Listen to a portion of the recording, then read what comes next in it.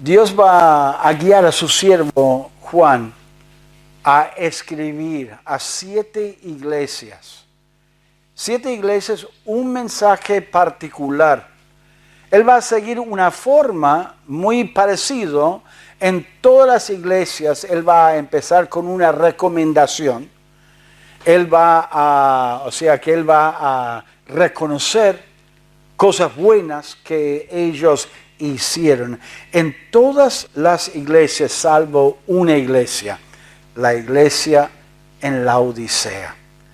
Después él va a demostrar o va a explicarles algo que estaba mal entre la iglesia, a casi todas las iglesias salvo 2, a Esmirna y a Filadelfia. Él va a reprenderlos y después él va a desafiarlos a corregir estas cosas y darles una promesa que si ellos cumplen, él va a darles una cierta recompensa. Ahora, él escribe, dice versículo 1, al ángel de la iglesia. Esa palabra ángel es una palabra que habla de mensajero. No es un ángel como solemos entender la palabra ángel, es un mensajero de la iglesia que se refiere, muchos piensen que se refiere al pastor de la iglesia, porque él entregaría esta carta a ese mensajero y él estaría encargado a comunicarlo y transmitirlo, enseñarlo a la iglesia. Está escribiendo al pastor, al mensajero de la iglesia. Él empieza con la ciudad de Éfeso. Y si uno mira en el mapa, él va a cubrir un lugar geográfico en Asia, que es Turquía, en los días de hoy, en orden geográfico. Ahora, había otras iglesias en Asia que él podría haber incluido, pero no los incluyó. Él escribió a estas iglesias porque tenía un propósito en escribirles a ellos. Y son enseñanzas selectas que él eligió y también iglesias selectas o especiales que él decidió escribirles. Y tiene una variedad de enseñanzas. Y todas estas enseñanzas no son solamente particularmente para esa iglesia, sino para todas las iglesias, aún incluyendo nuestra iglesia. Miren versículo 7, que dice al final de dirigirse a la iglesia: el que tiene oído, oiga lo que el Espíritu dice a las iglesias, o sea, a todas las iglesias.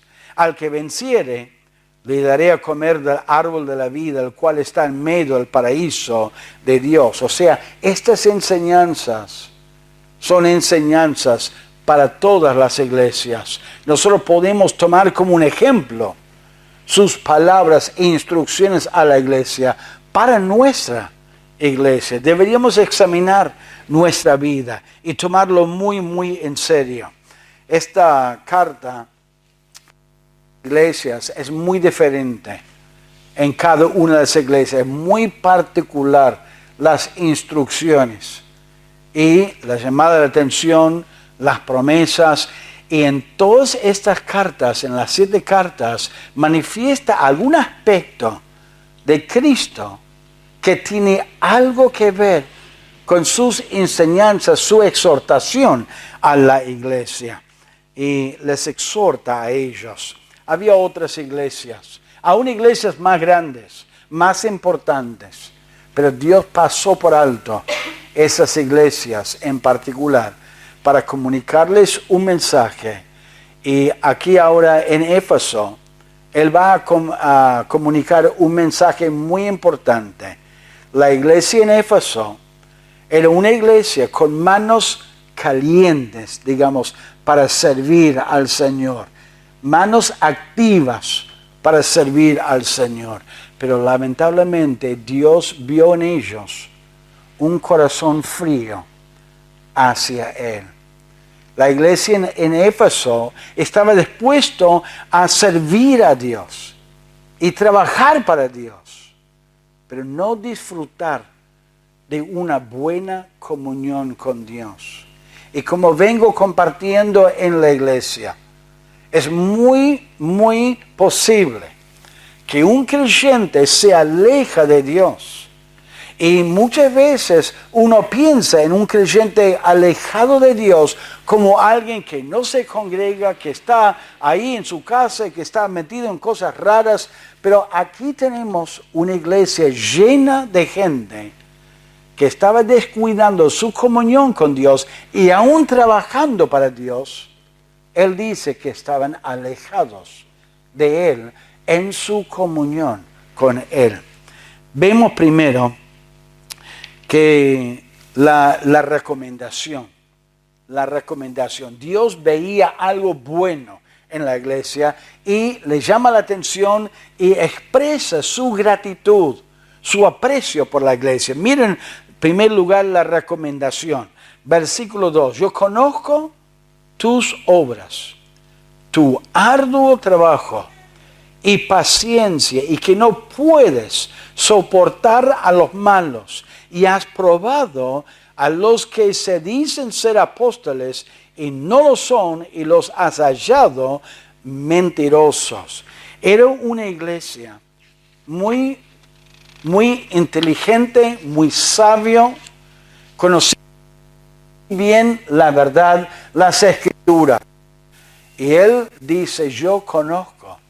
Esa idea de esa palabra conocer es que Él conoce ampliamente, Él conoce profundamente y Él conoce con exactitud lo que Él va a expresar a ellos. Nada le pasa.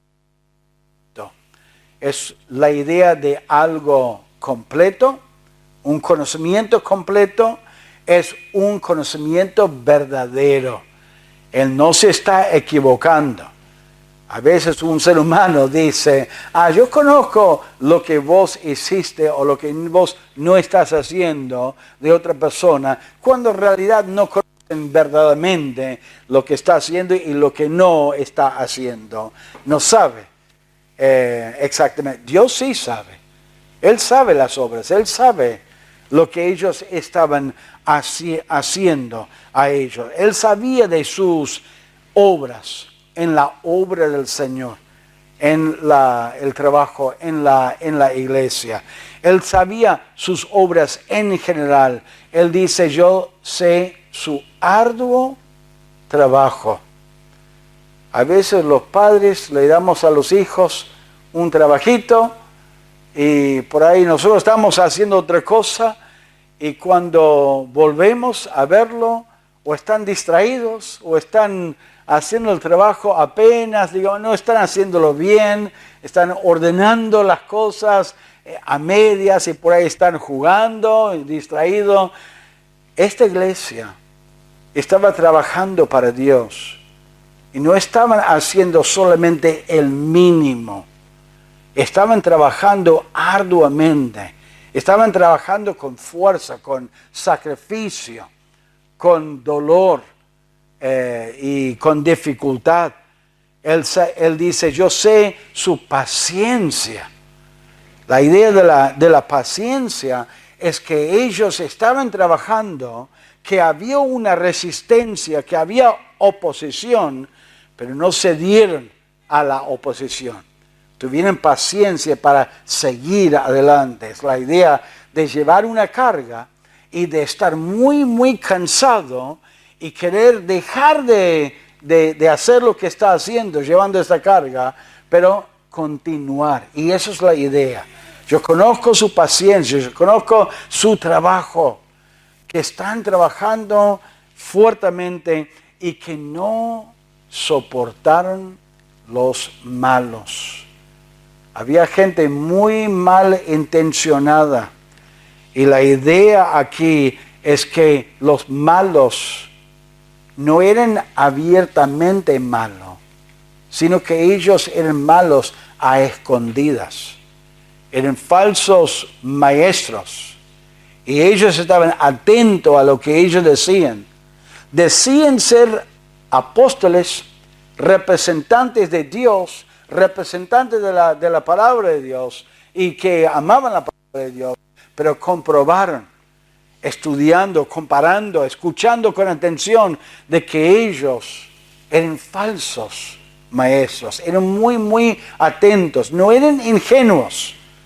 Estos hermanos en Éfeso conocían la palabra de Dios, estaban sirviendo al Señor, eran muy maduros. Cuando Juan escribió esta carta, habían pasado 40 años desde que el apóstol Pablo empezó esa obra en Éfeso, predicando la palabra de Dios, estableciendo la iglesia. Entonces, él está hablando a la segunda generación. Chicos, jóvenes que habían crecido en la iglesia, que aprendieron bien la palabra de Dios. Y eso es mi oración. Que los chicos no se críen simplemente hasta los 13, 14, 15 años y que se vayan al mundo, sino que se queden en la casa de Dios, adorando a Dios, estudiando, conociendo muy bien la palabra de Dios, con la habilidad de decir, no, este que está hablando no es un representante de Cristo. No, esta campaña, esta persona, esta enseñanza, esto no es de Dios, porque mire, dice así la palabra de Dios. Eran maduros. ¿Qué ejemplo para nosotros? Usted trabaja para Dios con sacrificio. Usted trabaja para Dios, aun cuando a veces la carga es muy, muy pesada. ¿Tiene el oído y el conocimiento de la palabra de Dios afinada para poder escuchar a alguien y decir, no, eso no es cierto, porque dice la palabra de Dios tal y tal cosa? No porque me parece que no, Pastor Scott, él no estaría de acuerdo con eso. O esta enseñanza me parece que es medio raro, no me gusta según nuestras emociones. Eso no es una buena base para rechazar una enseñanza. Hay que saber lo que dice la palabra de Dios. Hay que saber qué dice específicamente la palabra de Dios, el contexto de la palabra de Dios, y poder comprobar, escuchando algo. Y hay hermanos que después de años no saben discernir si algo está bien o está mal. Seguían por los números. Bueno, mira la cantidad de gente que va. Esto tiene que ser bueno. Mire cómo habla, qué carisma con el cual. Qué interesante la enseñanza. Me gusta, me hace sentir bien. Hermanos, eso no es una buena base de juzgar si algo está bien o no. Hay que saber si la palabra de Dios lo dice o no. Y cuando alguien dice algo en nuestra iglesia, enseña algo, y por ahí tiene alguna duda, escudriñen las Escrituras, busquen la palabra de Dios. Las preguntas no nos asustan, para nada, al contrario, nos hace poner contento porque sabemos que está escuchando y que está buscando la verdad. Y si está buscando la verdad, van a encontrar la verdad y vamos a buscarlo juntos. Había una recomendación. Dios estaba contento con la iglesia, observaba su trabajo y Él conoce nuestras obras, Él conoce lo que estamos haciendo. Agradezco mucho a Dios el domingo por el trabajo que se invirtió en el aniversario. Dios está siempre observando en nuestra vida lo que uno hace, lo que uno no hace, y a Él se pone contento cuando Él ve la gente trabajando para Él. Ahora, cuando Él habla a esa iglesia, Él habla de una iglesia trabajadora. Era realmente un ejemplo muy, muy activa para Dios. Hablaba de una iglesia muy sacrificada, porque no era fácil el trabajo. Era difícil, pero no se rindieron, perseveraron con paciencia. Y una iglesia muy sabia, conocía muy bien la palabra de Dios. No era simplemente activa, haciendo algo, ocupándose en algo. Era muy sabia porque se guiaban por la palabra de Dios, haciendo lo que Dios quería que le hicieran. Pero Cristo, conociendo las obras, también conoce el corazón. 1 Samuel capítulo 15 dice la palabra de Dios que Dios ve el corazón. El hombre mira al exterior. Estamos limitados a ver el corazón. No podemos saber lo que uno está pensando, digamos. Pero Dios sí sabe. Y cuando él miraba esta iglesia con tanta actividad, con tanto discernimiento y conocimiento de la palabra de Dios, él miraba más allá de la cabeza, más allá de las manos y los pies, y él miraba adentro del corazón de ellos y se dieron cuenta que de a poquito ellos estaban en piloto automático. Durante años ellos sirvieron al Señor, pero de a poquito ellos estaban enfriándose en su corazón, alejándose de Dios, y a Dios no le gustaba eso y los corrige. Primero los recomienda, o sea que observa algo bueno, pero ahora Él los va a reprender, los va a corregir. Porque al que ama Dios, corrige. Y va a decirles a ellos en versículo 4, pero, y es un gran pero, tengo contra ti que has dejado tu primer amor. Él veía que no lo hicieron de corazón. ¿Qué dijo Cristo que eran los 2 mandamientos más grandes? Amar a Dios con todo nuestro corazón, con nuestra alma, con nuestra mente. Amar a nuestro prójimo como a nosotros mismos. Dios no está satisfecho simplemente con actividad, con acción o con trabajo o con sacrificio.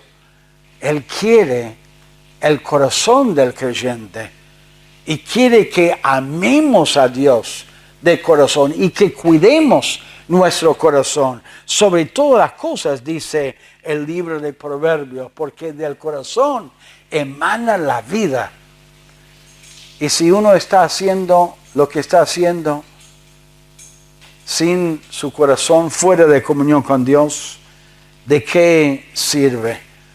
Nosotros miramos en Lucas capítulo 10, llegó Cristo, de Lázaro, de María y de Marta, y de repente María dejó de preparar la comida y se puso a los pies de Cristo porque ella quería esa comunión, quería conversar con Él, quería hablar con Él, lo amaba tanto a Él.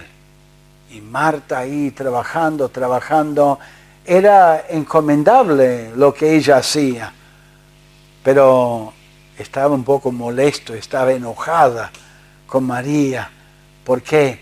Porque ella lo estaba haciendo sin apreciar la presencia de Cristo, la persona de Cristo, y puso énfasis en la actividad, en el servicio. Tenemos que servir, tenemos que trabajar, tenemos que con sacrificio servir al Señor, pero tenemos que cuidar el corazón. Y noten que cuando Cristo los reprende y los corrige, Él no dice, ustedes han perdido su primer amor. Él dijo, han dejado su primer amor.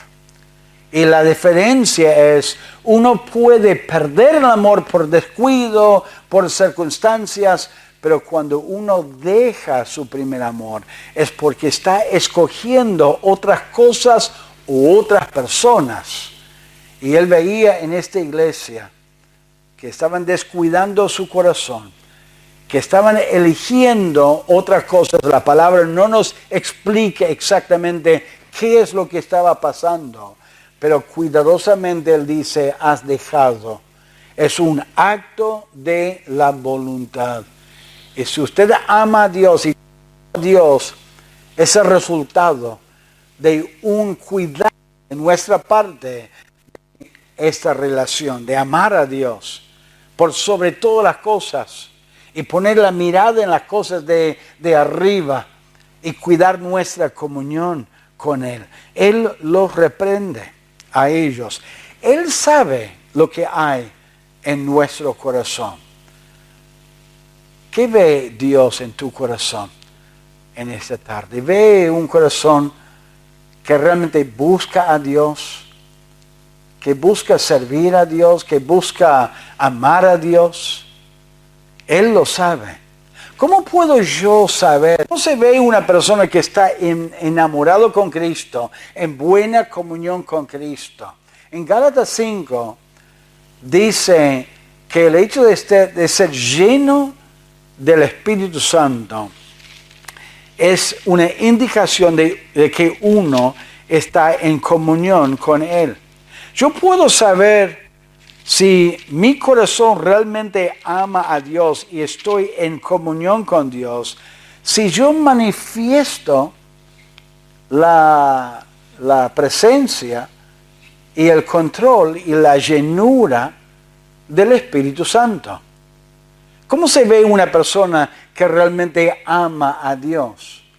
En Gálatas 5 dice, el fruto o la manifestación del Espíritu es amor, gozo, paz, paciencia, benignidad, bondad, fe, mansedumbre, templanza. Contra tales cosas no hay ley. ¿Cómo sé yo cuando el Espíritu Santo está en control de mi vida y que estoy bajo su control, sometiéndome a Él, en comunión con Él? Yo manifiesto estas características, ese amor, esa paciencia, esa mansedumbre. Así puedo saber yo si estoy en comunión, enamorado, en amor, con un corazón de amor al Señor. ¿Y cómo sé el opuesto? Que estoy descuidando mi corazón delante de Dios. Cuando mi corazón está gobernado por la carne. No importa los años que conozco al Señor. No importa lo que yo sé. Estamos viendo en Éfeso, sabían un montón. Pero su corazón se estaban alejando de Dios. Estaban muy activos en la congregación, en la iglesia, pero su corazón estaba lejos de Dios. Y les quiero decir una cosa, ¿cómo llegaron a ser tan activos y tan sacrificados y tan sabios? Primero y principalmente porque amaban a Dios. Amaban a Dios durante muchos años. Por eso Él los acusa y los corrige diciendo, han dejado su primer amor. Porque llegaron a ser tan activos y sacrificados porque amaban a Dios. Pero ahora estaban descuidando su corazón. Y Él sabía una cosa, un creyente que se aleja de Dios, empieza a alejarse de Dios en su corazón. Muéstrame un hermano que no quiere servir más y que está en el mundo, que se ha alejado y no se está congregando. Le muestro un hermano que durante un tiempo se congregaba, estaba activo, trabajaba, pero descuidaba su corazón y lo llevó un día a tomar la decisión de no querer trabajar más.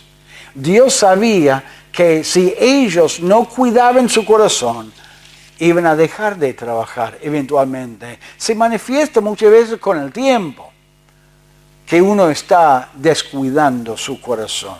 ¿Estás cuidando su corazón en esta noche? ¿Estás amando a Dios? ¿Están buscando a Dios? Dice la palabra de Dios que el corazón habla la boca.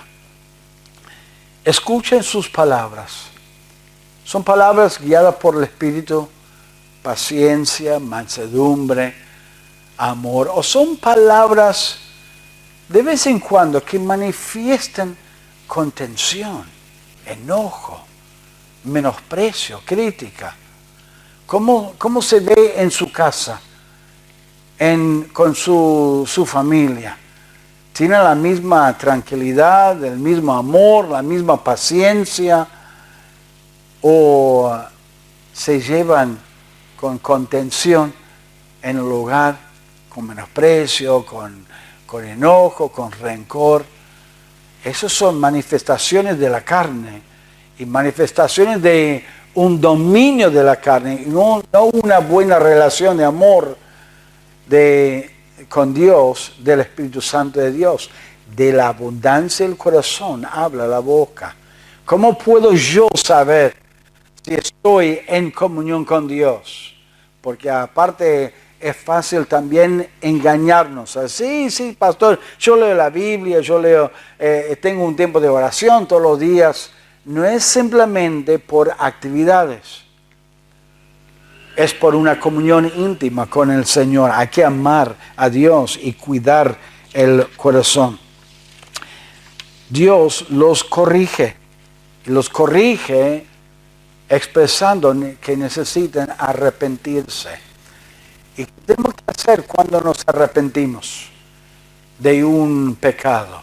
Tenemos que admitir el pecado. Justo va con lo que hemos hablado los domingos. El hijo pródigo, ¿qué tenía que hacer? Se hizo de Dios. La promesa. La promesa es una promesa de recompensa. Exactamente lo que Dios está diciendo no se sabe muy bien. Lo que sí se sabe es que hay una referencia a unos árboles de fruto en medio del paraíso de Apocalipsis. Pero lo que sí sabemos es, cuando Dios habla y sus hijos le hacen caso y escuchan, Él lo recompensa y va a haber una recompensa eterna. Yo no sé exactamente lo que es, pero por fe hace falta creerlo y reconocer de que nuestro corazón le importa a Dios en esta tarde. Y debemos cuidar nuestro corazón, de servir al Señor de corazón y no por rutina, no para impresionar a otros. Uno puede servir a Dios pensando, bueno, el otro me ve y se va a poner contento. Mi mamá, mi padre se va a poner contento, que ellos me están viendo. Hay que servir al Señor para agradar a Dios. Y Dios promete una recompensa. Yo creo que hay muchos creyentes que van a sorprenderse cuando lleguen al cielo y ven su recompensa. Tanto los que reciben poca recompensa como creyentes que reciben mucha recompensa. Ese servicio lo hacemos en obediencia a Dios. Si es necesario, le animo a examinar tu corazón y si es necesario arrepentirse de algunas actitudes que están enfriando su corazón o algunas prácticas o algunas situaciones. Traten esas situaciones, cuiden su corazón y sirven al Señor. Y por ahí uno no está sirviendo al Señor, no está activo, no está sacrificando. Hay que servir al Señor y mirar las oportunidades que Él presenta para poder servirle de corazón. Vamos a orar al Señor.